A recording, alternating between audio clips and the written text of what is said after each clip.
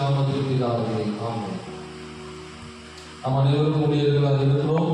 அதே போல யூடியூப் மூலமாக விசுவாசிகள் கூட இந்த செய்தியை கேட்டுக்கொண்டிருக்கலாம். இதில் பார்த்தீங்கன்னா யோசுவா என்றால் எல்லாருக்கும் தெரியும். மோசேயினுடைய ஊழியக்காரர். முதலாவது வசனத்திலே சொல்லப்பட்டிருக்கிறது, கர்த்தருடைய தாசனாகிய மோசே மரித்த பின்பு கர்த்தர் மோசேயின் ஊழியக்காரனான அப்படின்னு சொல்லப்பட்டிருக்கிறது. இவன் யாருடைய ஊழியக்காரனாக இருக்கிறான்? மோசேயுடைய ஊழியக்காரனாக இருக்கிறான்.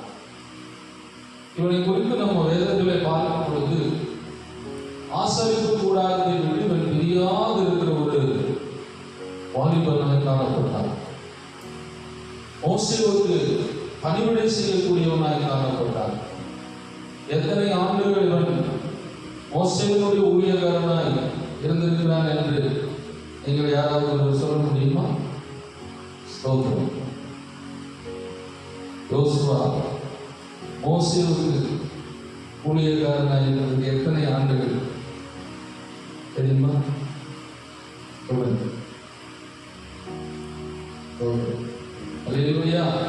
25 ஆண்டுகள்.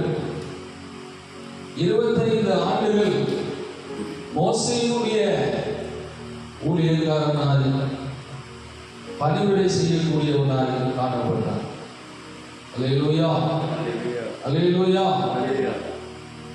மோசே மரித்த பிற்பாடு மோசேயுடைய பிள்ளைகளை ஆண்டவர் என்ன செய்யல? அடுத்த ஜனங்களை வழிநடத்த சூஸ் பண்ணல. அல்லது சகோதரனுடைய ஆரோனுடைய அவர்கள் ஒரு ஜனங்களெல்லாம் வழிநடத்தப்பா மோசேக்கு அடுத்த ஸ்தானத்தில் செய்வான்னு சொல்றது. மோசேவோடு கூட இருந்து கர்த்தருடைய மகிமையெல்லாம் பார்த்து எல்லா காரியங்களிலும் ஈடுபட்ட அந்த வாலிபனை தான் கர்த்தர் என்ன செய்கிறாரு? தெரிந்து கொள்வதை காண முடிகிறது. அல்லேலூயா, ஸ்தோத்திரம். யோசுவாவை குறித்து பார்க்கும் பொழுது என்னாகும் 27:18 ஒருவரிடத்தில் நீங்கள் வாசிப்பீர்கள், அவர் தேவ ஆவியை பெற்றவனாக காணப்படுகிறார். அல்லேலூயா, ஸ்தோத்திரம். எடுத்து வாசிக்க பார்ப்போம். சீக்கிரமாய் வாசிக்க முடிந்த வாசிக்க. தேவ ஆவியை பெற்றவர் என்னாகும் 32:11 சீக்கிரம் வாசிங்க. என்னாகும் 32:11 உத்தமமாய் கர்த்தரை பின்பற்றினவன் என்று பார்க்கிறோம். உத்தமமாய் கர்த்தரை பின்பற்றினவன். யாத்திராகமம் 17ஆம் அதிகாரம் 8 14 முடிய நம்ம வாசிக்கும் பொழுது யோசுவா ஒரு யுத்த வீரன் என்று பார்க்கிறோம். அல்லேலூயா, அல்லேலூயா.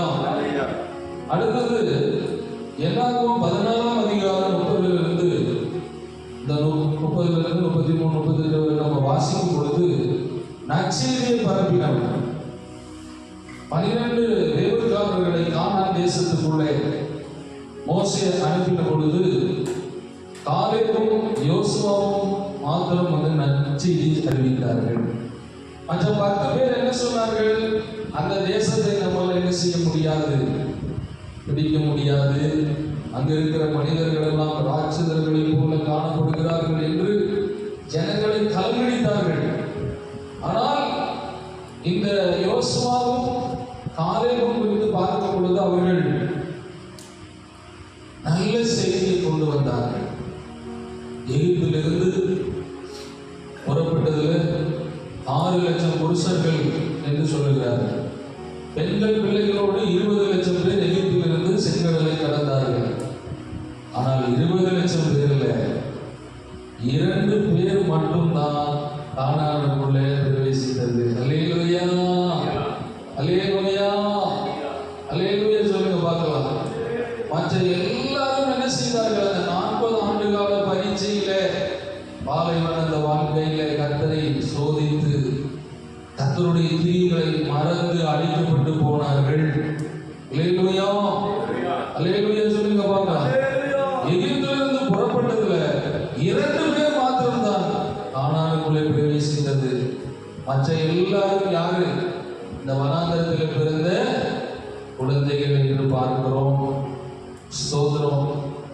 யோசுவா 10ஆம் அதிகாரத்துல 12 14 வசனம் நம்ம வாசிக்கும் பொழுது, சூரியனையும் சந்திரனையும் நடுவானிலே அவன் நிற்க பண்ணினவன் என்று பார்க்கிறோம். அல்லேலூயா. ஸ்தோத்திரம். சூரியனையும் சந்திரனையும் ஒரு நாள் இரவு வராதபடிக்கு சூரியன் நடுவானிலே நிற்க பண்ணினவன், சந்திரனை நிற்க பண்ணின ஒரு வல்லமையான தேவ மனிதனாய் அவன் காணப்பட்டான். வாலிபர் காலத்திலிருந்து கர்த்தருடைய அந்த ஆசரிப்பு கூடாரத்தை விட்டு பிரியாதபடி கர்த்தருடைய தாசனோடு மோசேயோடு கூட இருந்து, அல்லேலூயா, கர்த்தருடைய அந்த காரியங்களிலே பங்கு பெற்று மோசேவுக்கு பணிவிடை செய்த அவனை தேவன் எவ்விதமாய் பயன்படுத்துகிறார் என்று பாருங்கள். உலக வரலாற்றிலேயே சூரியன் ஒருத்தர் நிறுத்தி வச்சானா, இரவு வராதபடி நடுவானத்தில் நிற்க வச்சான் என்று சொன்னால் அது இந்த யோசுவா. அல்லேலூயா சொல்லுங்க பார்க்கலாம். அல்லேலூயா.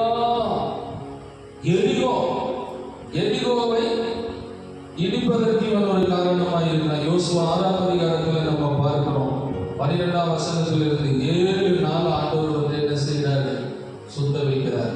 யோசுவா ஆண்டவரை ஒரே நாள்ல சுத்தி இல்லது 7 மணி நேரத்துல சுத்த வச்சு உடைஞ்சிருக்கலாமே அப்படியெல்லாம் அவன் எதுவுமே என்ன செய்யல, கேட்கல. கர்த்தர் என்ன சொல்றாரோ அதை அவன் செய்கிறவனாய் காணப்படுகிறான். அருமையான தேவனுடைய ஊழியக்காரர்களே, கர்த்தர் என்ன சொல்கிறார்? கர்த்தர் சொன்னா 7 நாள் சுத்த சொல்றாரா? சுத்தணும். 7ஆவது நாள் அதிகாலையில இருட்டோட போயிட்டு சுத்துகிறார். சுத்த வச்சுதான் எரிகோவை உடைக்கிறாரு. சுத்த வைக்கிறாரு. 7 நாள் ஒவ்வொரு நாளும் போய் சுத்திட்டு வராங்க. 7ஆவது நாள் 7 முறை சுத்தி எக்காலங்களை ஊதி ஜனங்கள் ஆண்டவரை ஆர்ப்பரித்த பொழுது எரிகோ கோட்டை விழுந்தது என்று நாம் பார்க்கிறோம். அல்லேலூயா. அப்போ மக்களுக்கு கொடுக்க வேண்டிய வேலை, தேவ ஜனங்கள் செய்ய வேண்டிய வேலையை செய்துதான் நம்முடைய வல்லமை ஆண்டவர் வெளிப்படுத்தணும்னு சொல்லி என்ன செய்யறாரு? விரும்புகிறார். அல்லேலூயா. அதே போல இஸ்ரவேலரை யோர்தானை கடக்க செய்தவன் என்று பார்க்கிறோம். யோசுவா 3ஆம் அதிகாரத்துல நம்ம பார்க்கும் பொழுது 9 17 பார்க்கும் பொழுது இந்த ஆசாரியர்கள் என்ன செய்கிறார்கள்? யோர்தான் பிரவாகித்து வருகிறது. அதை மக்களால் என்ன செய்ய முடியாது, கடக்க முடியாது. ஆனால் விசுவாசத்தோடு ஆண்டவருடைய வார்த்தையை கேட்டு விசுவாசத்தோடு போய் ஆசாரியர்கள் அந்த பெட்டியை, உடன்படிக்கை பெட்டியை தூக்கி கொண்டு ஆசாரியர்கள் போய் கால அந்த யோர்தானிலே மிதித்த உடனே பெருமாள் செய்ய பாட்டு பாடுவார். யோர்தான் உண்மை கண்டு பின்னோக்கி சென்றதை தண்ணி என்ன செஞ்ச பின்னிட்டு போனது, ஜனங்கள் கடந்தார்கள். ஸ்தோத்திரம். அடுத்ததாக சுருக்கமாக நம்ம வந்து பார்க்கிறோம். யோசுவா 7ஆம் அதிகாரத்துல பாவம் செய்த ஒருத்தனை ஆகான் என்றவன் என்ன செய்தான்? கர்த்தருடைய வார்த்தையை மீறி பாவம் செய்தவனை அவன் தண்டிக்கிற ஒரு சம்பவத்தை நம்ம அங்க பார்க்க முடிகிறது. அல்லேலூயா. அது மாத்திரமல்ல, நம்ம வாசித்த வசனங்களிலே அவன் கர்த்தரிடத்திலே வாக்குத்தத்தங்களை பெற்றவனாக காணப்படுகிறான். அல்லேலூயா. அல்லேலூயா. அதே போல யோசுவா 24:29 கர்த்தருடைய ஊழியக்காரன், அவன் யாரு? மோசேயினுடைய ஊழியக்காரனாய் இருந்த, கர்த்தருடைய ஊழியக்காரனாய் இருந்த, மோசேயின் ஊழியக்காரனாய் இருந்தவன் கர்த்தருடைய ஊழியக்காரனாய் போஸ்டிங் என்ன செய்தான்? பெற்றான். அல்லேலூயா. இஸ்ரவேலுக்குள்ள அதிக படிப்பும் ஞானமும் பிரபுக்களும் எல்லாரும் இருந்தாலும் கூட கர்த்தர் ஆசரிப்பு கூடாரத்தை விட்டு விலகாதிருந்த வாலிபனை தான் மோசேயுடைய ஸ்தானத்துல கர்த்தர் உயர்த்துகிறதை பார்க்க முடிகிறது. அவர் சொல்லுவாரு, நானும் என் வீட்டாருமோ என்றால் என்ன செய்வோம்? கர்த்தரையே சேமிப்போம் என்று சொல்லுகிறார். அவர் சொன்ன வார்த்தையில எழுதின பாட்டு கூட எவ்வளவு பெரிய இட்டாயிடுச்சு. அல்லேலூயா. ஸ்தோத்திரம். கர்த்தரை சேவிக்காவிட்டால் ஜனங்களை பார்த்து சொல்லுவார், கர்த்தரை சேவிக்காவிட்டால் யாரை நாம் சேவிப்போம்? நானும் அப்படி, நீங்க சேவிக்கிறீங்களே, ஒழுங்கா சேவிச்சிருக்கீங்க, ஆனா நானும் என் பிள்ளைகளும் என் குடும்பமும் கர்த்தரையே சேவிப்போம் என்று அவர் சொல்லுகிறதை பார்க்க முடியுது. அவருடைய அந்த கடைசி காலங்களிலே அவர் சொல்லுகிறார். அல்லேலூயா. எத்தனையோ பாடுகளை யோசுவாவை குறித்து வேதத்துல நம்ம நிறைய பார்க்க முடியும். ஆண்டவர் அவர் மூலமா பெரிய காரியங்களை செஞ்சிருக்கிறார். யோசுவாவின் நாட்களிலே தான் ஜனங்கள் போய் அவர்கள் யுத்தம் செய்து கொன்றதை விட வானத்திலிருந்து கல்மலையை போட்டு கர்த்தர் கொண்டவர்கள் தான் அதிகம் சொல்லப்பட்டிருக்கிறது. யோசுவாவின் நாட்களிலே தேவன் அற்புதமாக என்ன செய்தார்? கிரியை செய்தார். அல்லேலூயா. அதான் ஆண்டவர் சொல்றாரு, உனக்கு அருமையான வார்த்தைகளை கொடுக்கிறார். நீ உயிரோடு இருக்கும் நாளெல்லாம் ஒருவனும் உனக்கு முன்பாக எதிர்த்து நிற்பதில்லை. நான் மோசையோடு இருந்தது போல உன்னோடு இருப்பேன். நான் உன்னை விட்டு விலகுவதும் இல்லை, உன்னை கைவிடுவதும் இல்லை என்று சொல்லுகிறார். நாம் உண்மையான உத்தமமாய் பின்பற்றின யோசுவாவை பார்த்து ஆண்டவர் சொல்லுகிறார், நாமும் அமிதமாய் இருக்கும் பொழுது நிச்சயமாக தேவன் மோசையோடு இருந்தது போல நம்மோடும் அவர் இருக்க வல்லவராய் இருக்கிறார். நம்மை விட்டு விலகுவதும் இல்லை, அவர் சொல்றாரு நம்மை கைவிடுவதும் இல்லை என்று சொல்லுகிறார். பல நேரங்களில் ஐயோ ஆண்டவர் என்னை கைவிட்டாரோ என்ற ஒரு சூழ்நிலை நம்முடைய வாழ்க்கையில் வரலாம். ஆனால் என்ன சூழ்நிலைகள் வந்தாலும், இருளின் பாதையில் நடத்தினாலும், நம்முடைய எலும்புகளை ஆண்டவர் நொறுக்கினாலும், புலம்புகளில எரேமியா சொல்வது போல பல நேரங்களிலே நாமும் கூட ஏன் ஆண்டவர் என்னை நொறுக்குகிறார், ஏன் ஆண்டவர் என்னை இருளிலே நடக்க பண்ணுகிறார், என்னுடைய எல்லாம் அந்தகாரமாய் இருக்கிறது, பாதைகள் எல்லாம் அந்தகாரமாய் இருக்கிறது என்று சொல்வார். கடைசியில் ஒரு வார்த்தை வரும், கர்த்தர் என்னை ஒருபோதும் கைவிட மாட்டார். அல்லேலூயா. எப்பேற்பட்ட சூழ்நிலைகளை நாம் இந்த உலகத்திலே நாம் சந்தித்தாலும், போராட்டங்கள், பிரச்சனைகள், பலவிதமான காரியங்களை சந்தித்தாலும், கவலை போல சூழ்நிலைகள் சந்தித்தாலும் நம்மோடு கர்த்தர் இருக்கிறார். அதுல எந்த விதமான சந்தேகம் இல்லை. அல்லேலூயா. ஆண்டவர் சொல்றார், பலன் கொண்டு நீ திடமனதாயிரு, பலன் கொண்டு திடமனதாயோ. இந்த ஜனங்கள் எல்லாம் எப்படி நான் வழி நடத்துவேன்? மோசே அவரே எவ்வளோ பாடுபட்டாரு, எவ்வளோ ஜனங்கள் இன்னைக்கு இல்லையே, ஆனால் நீ எப்படி தைரியமாயிரு, பலன் கொண்டு திடமனதாயிரு, இந்த ஜனத்தின் பிதாக்களுக்கு நான் கொடுப்பேன் என்று அமைகின்ற தேசத்தை நீ இவர்களுக்கு பங்கிடுவாய் என்று சொல்லி ஒரு மிகப்பெரிய ஒரு பொறுப்பை ஆபிரகாமுக்கு கொடுத்த அந்த வாக்குத்தத்தங்கள். அல்லேலூயா.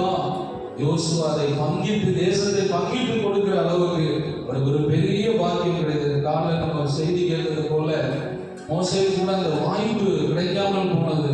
ஆனால் அவனோடு இருந்த அந்த உடல் ஊழியக்காரனாகிய யோசுவாவுக்கு கிடைத்தது. அல்லேலூயா. அந்த கேயாசியை குறித்து நம்ம பார்த்தோம். ஆனால் எலிசாவுக்கு அடுத்தது ஒரு மாபெரும் ஒரு வல்லமையான ஊழியக்காரனாக வர வேண்டியவன் அந்த ஒரு லாசையை இச்சித்தபடியினாலே ஒரு புறஜாதி வந்து நன்மையை பெற்று செல்லும் பொழுது, அற்புதத்தை பெற்று செல்லும் பொழுது அவன் கொடுத்த நிறைய காணிக்கையும் பணத்தையும் வாங்கி கொண்டு இருப்பார். ஆனால் எலிசா அவன் போய் சொல்லி இருப்பான், இஸ்ரவேலின் தேவன் காசு வாங்கிதான் எனக்கு குஷ்டரோகத்தை நீக்கினார். அல்லேலூயா. அவர் சும்மா தரல. ஏன்னா நம்ம ஆண்டவர் எப்படிப்பட்டவர்?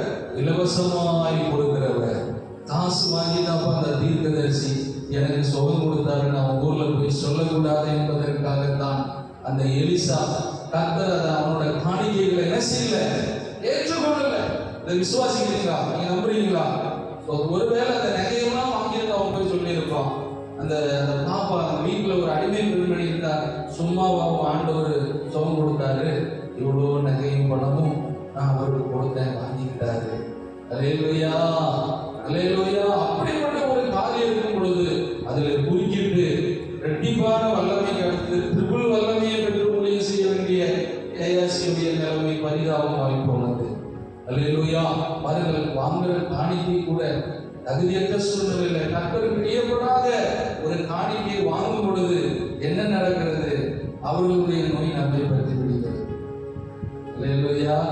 எவ்வளவு கவனமாக இருக்க வேண்டும். யோசுவாவை ஆண்டவர் தைரியப்படுத்துகிறார். நம்ம கற்றுக்கொள்கிற அவனை உற்சாகப்படுத்துகிறார். நான் உன் கூட இருப்பேன்னு சொல்றேன். இந்த ஜனங்கள்லாம் உன் கூட இருப்பாங்கப்பா, இவ்வளவு லட்சக்கணக்கான ஜனங்க எது கலந்து அப்படி சொல்றேன், நான் உன் கூட இருக்கேன்னு சொல்லி அவனை தைரியப்படுத்துகிறாரு, அவனை பலப்படுத்துகிறாரு. நீ வந்து என்னுடைய வார்த்தையில நியாயப்பிரமாண புஸ்தகத்துல சொல்ல